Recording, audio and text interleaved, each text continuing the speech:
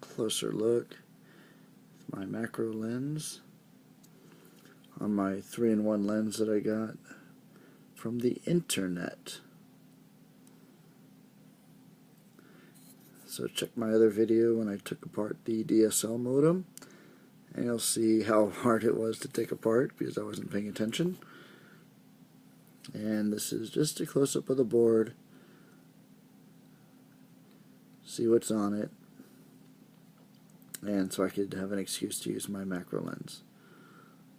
Oh, look at that.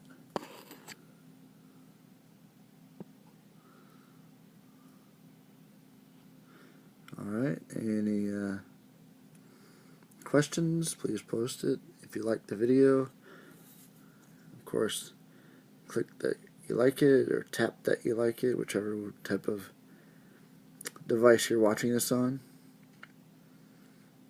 Alright, that's it. And so, okay, now